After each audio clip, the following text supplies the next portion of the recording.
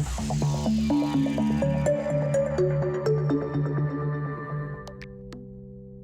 right.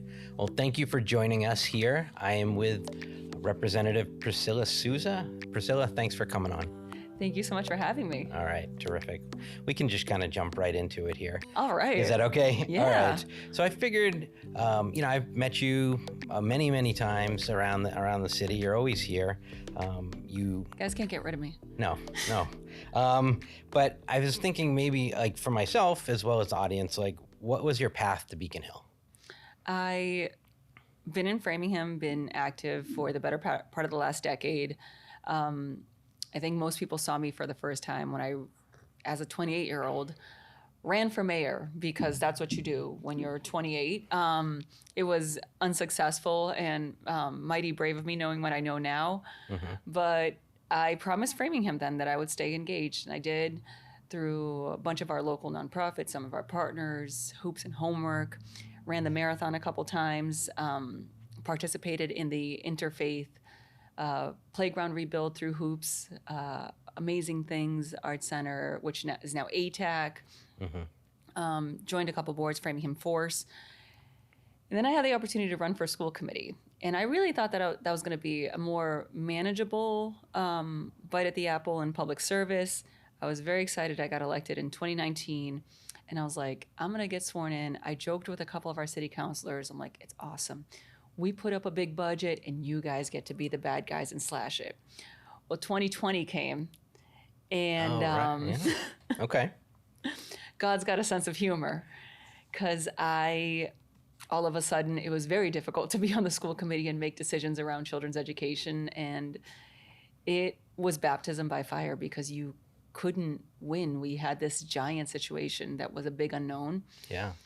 And eventually I became chair of the Framingham School Committee in 2022, just as we had gotten redistricted and I found out that I would no longer be able to represent my school committee district. That was going to be my last term, even though I had just been elected chair. So a couple of local leaders suggested that, strongly encouraged me to run for state rep. And I had never considered that before. And here I am. I ran, and here we are.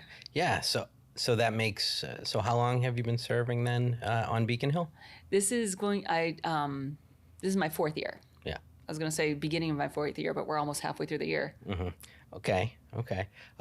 Just before we get off on the local path here, but I'm curious right now. Obviously, Framingham's going through the budget process with school committee, and you said you had to kind of do that in a remote way.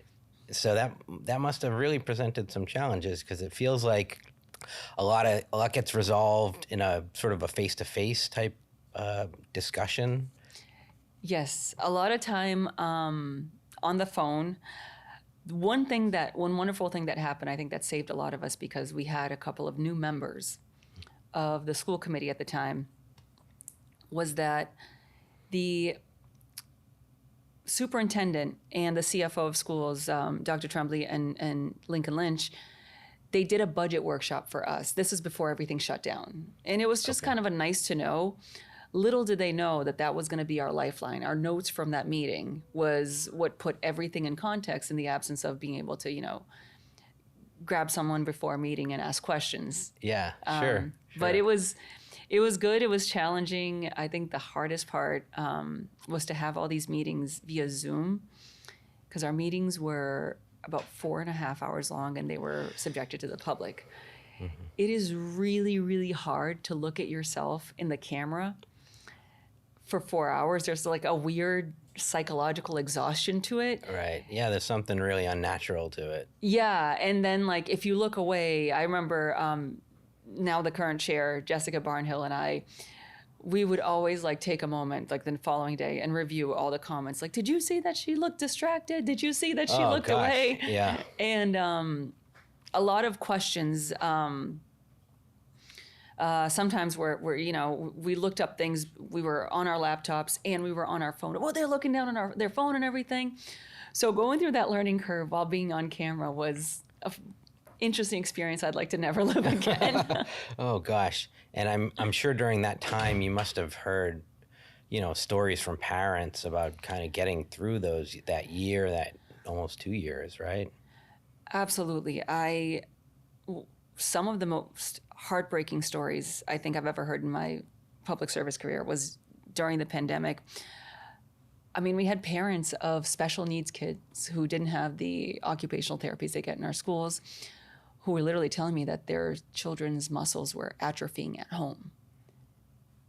Gosh. And Wow. these were immunocompromised kids, so we were in an impossible situation of how to bring them back safely in a way that they weren't at risk for catching the COVID, but also making sure that their physical situation wasn't further deteriorated. Yeah, so it was beyond the psychological, which everyone had to deal with, but that's those are matters of kind of like life and death in a sense. Yeah. But so it sounds to me like you've had a number of experiences as you kind of worked your way up to be becoming a representative. I'm just curious, like, what was it like running to be a representative? It was very interesting because I knew about Framingham. I've been here in this community long enough. However, state representatives we might be very knowledgeable about one or two topics, but when you're talking about 351 communities that you're supposed to collaborate with people on, you're Right. talking about much big picture issues. So it was very exciting and also very challenging to all of a sudden be educated on these really big picture issues that don't necessarily touch Framingham every day, but you're now expected to answer for. Right. Well, and I mean, Framingham does feel like it's at the intersection of a lot of geographic places and demographic places. So while I'm sure it doesn't touch upon everything, I mean, Framingham does seem like it does probably interface with a lot of issues that are coming up and being discussed at Beacon Hill. So I'm just wondering, like, are there any initiatives you're working on at this time? There's a couple that I'm working on. There's one that I'm really excited that I just partnered with our firefighters, especially here in Framingham, but across the state, to provide more to reallocate funding to provide better staffing levels for our fire departments that are on college campuses, because it's a greater demand on them. Oh, wow. Okay. We have Framingham firefighters, we have FSU, which has a residential campus, but technically we do have two college campuses here. It's a tremendous strain in figuring out how to better support them, the firefighters that are in this unique situation. I just a couple months ago, last year, introduced, and a couple months ago we passed the Domestic Workers' Rights Day bill in the House. Okay. It's hopefully now going to the Senate. That was incredibly exciting to do, not just as a representative, but as a former domestic worker myself. I used to be a house cleaner. That's how I kind of paid my way through school. And the PROTECT Act was very exciting, but also a lot of issues that have to do with affordability, workplace safety. I could go on. Yeah, well, I know affordability is certainly one of those key issues at the moment. Everybody's thinking about it. Everything is so expensive now. Yeah, and we were talking a little bit beforehand about housing as well, and housing affordability. Is that something on your radar? Absolutely. And how can it not be? I mean, I think the median rent here in Framingham is $2,000 or $2,033, if I remember correctly. Okay. That is it's not cheap. And I understand that our community our geography is very good. We got 2 exits on the pike. We're on the commuter rail, but still there is no way that that's affordable. So in 2024, I voted in favor of the Affordable Homes Act, which had about 50 policy initiatives that helped make housing a little bit more affordable and invested about, I believe it was $51.6 billion over the course of 5 years on these housing initiatives, especially in increasing housing stock, because I think a lot of the affordability in Massachusetts has to do with not enough housing stock. So we're now in the second year of implementation, and we have about 90,000 new housing units, either built and online or in development in Massachusetts now. Across the state. Across the state. Yeah. Because, and I hear Framingham, my district has a lot of development in it, and Yes. I think we've done our part. True. But across the state and making housing more affordable for more communities. ADUs, which is something that the expansion of the approval of ADUs. What does ADU mean again? It's an accessory dwelling unit, also commonly known as an in-law apartment. Okay. So providing an opportunity, and that's huge for our seniors to be able to age in place, for families to stay together. I mean, our community is full of multi-generational households. So finding a way to make that work. So a couple of other initiatives like that, but we still have got some work to do. Okay. And are there other issues that you're working on, or maybe even issues that you're kind of are bubbling up or you're hearing about from your constituents? Yes, especially at the local level. I would be remiss in not mentioning the CSX garbage train. Okay. That is parking behind Franklin Street in my district. We are trying to figure out a solution to that, working with our leaders on the municipal level, working with our federal delegation, because apparently there are federal laws attached to that.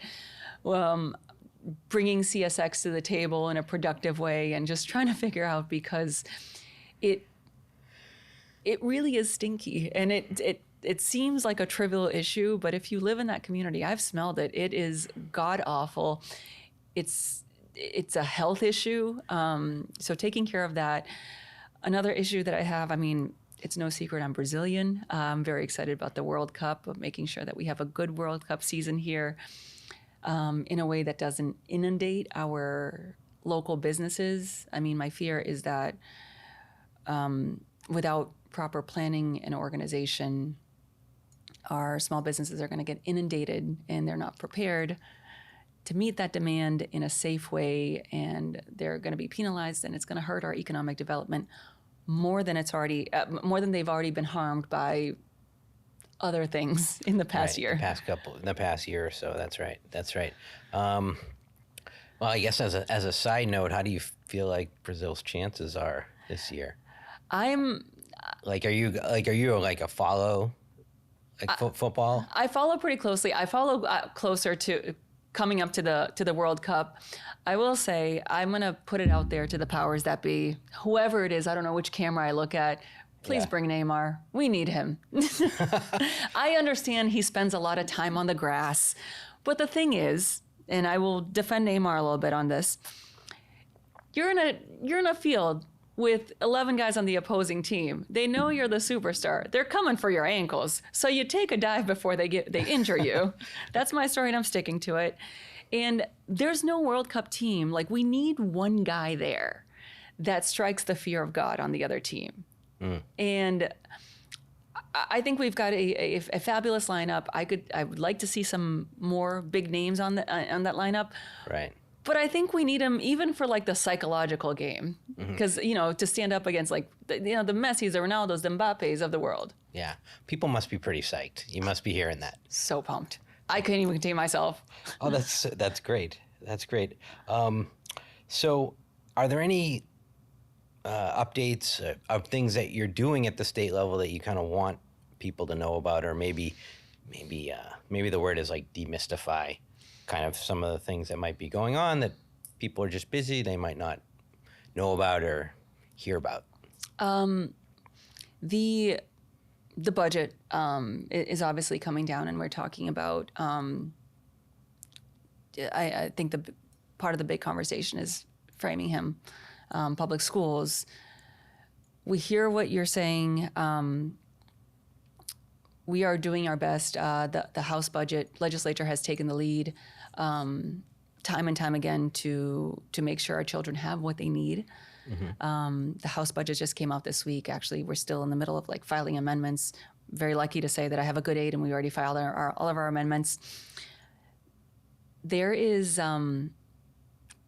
we're trying incredibly hard. The per pupil amount that we pay to each district, the governor came in at $75 last year. The legislature raised that to $150.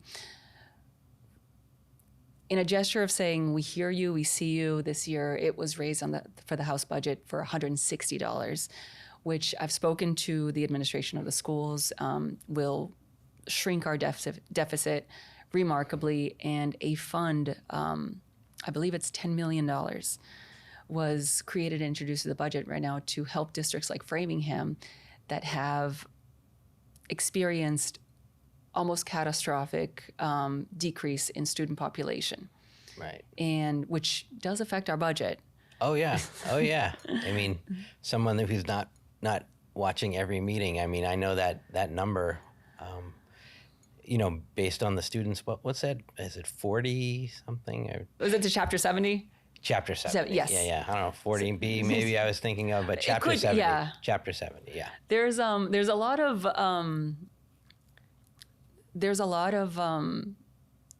acronyms, Yeah. numbers and letters. It's Right. but it's very exciting. I love serving in the legislature.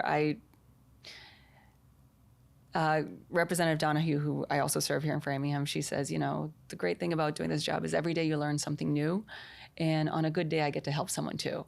Yeah.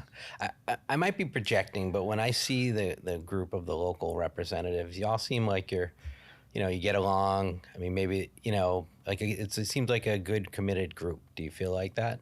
We do.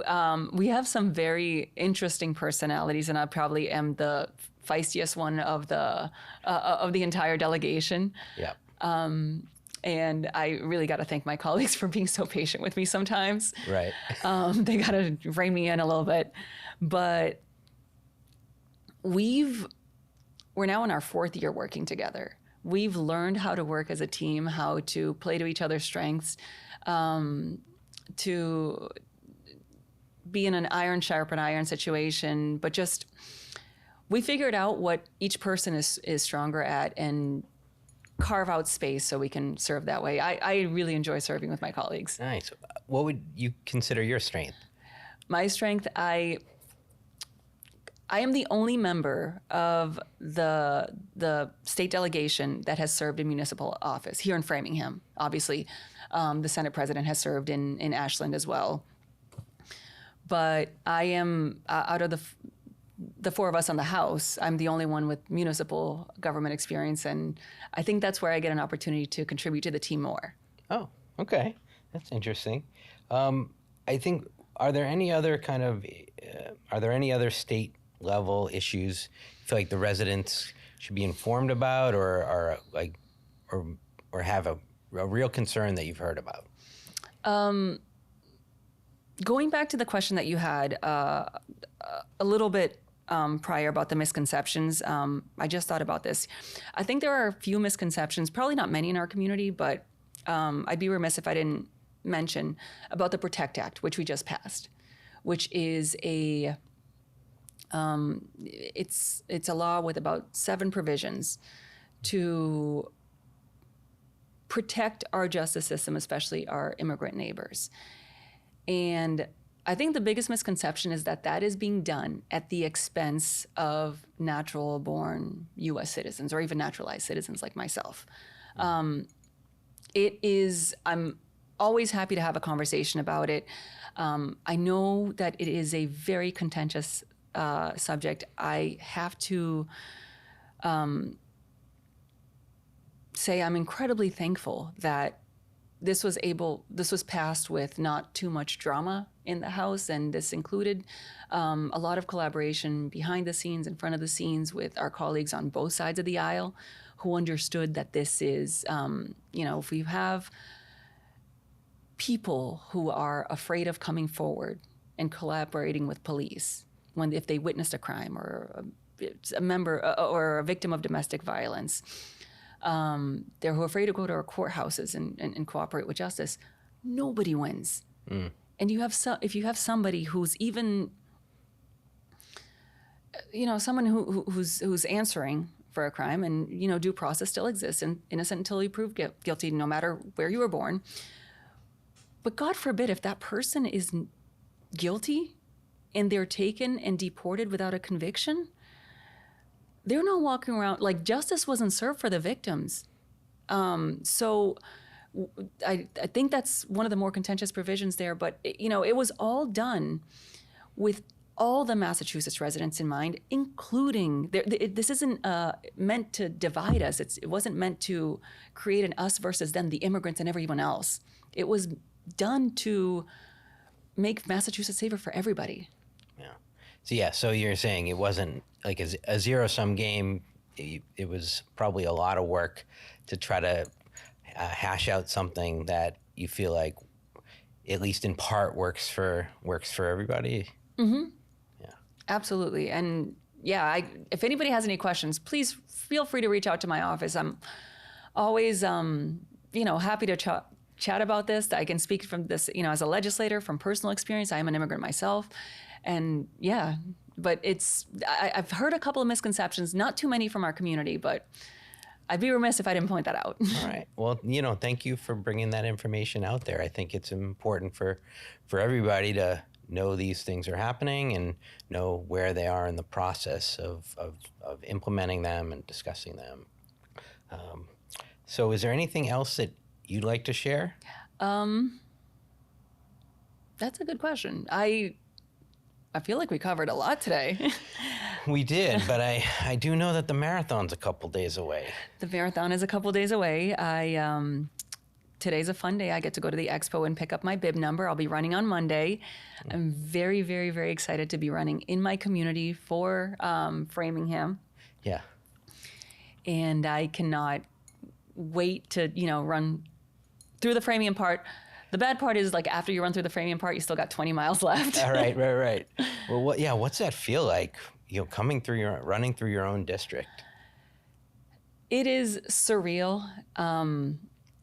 Every time I finish a marathon, and this is going to be my fourth one, I say I'm never going to do that again. And then I remember how cool it is to run through Framingham and see all your neighbors and all your friends.